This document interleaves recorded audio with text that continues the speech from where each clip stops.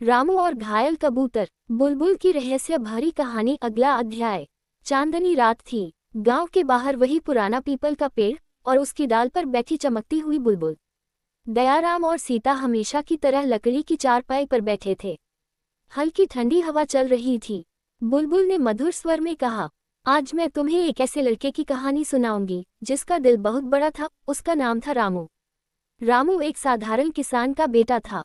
घर मिट्टी का था, छत पर खपराल, आंगन में तुलसी का पौधा।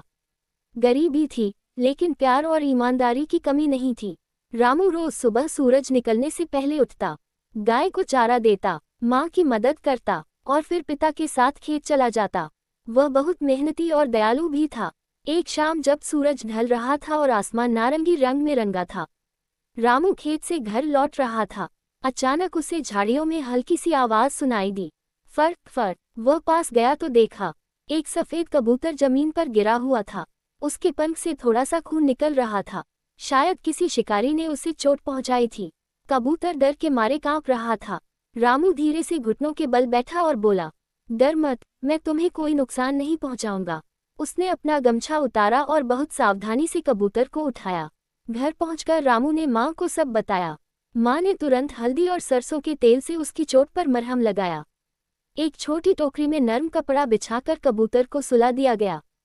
हर दिन रामू उसे दाना खिलाता, उससे बातें करता, जल्दी ठीक हो जाओ, फिर खुले आसमान में उड़ना। धीरे धीरे कबूतर का डर कम होने लगा। वह रामू के हाथ से दाना खाने लगा। दिन बीतते गए और एक सुबह जब सूरज की पहली किरण आंगन में पड़ी, कबूतर ने अपने पंख फैलाए। वह अब ठीक हो चुका था। रामू उसे लेकर खेतों के पास खुले मैदान में गया। उसने आसमान की ओर देखते हुए कहा, अब तुम आजाद हो जाओ। कबूतर कुछ पल तक रामू की ओर देखता रहा, फिर उड़ गया। लेकिन उड़ते उड़ते उसने एक चक्कर लगाया, जैसे धन्यवाद कह रहा हो।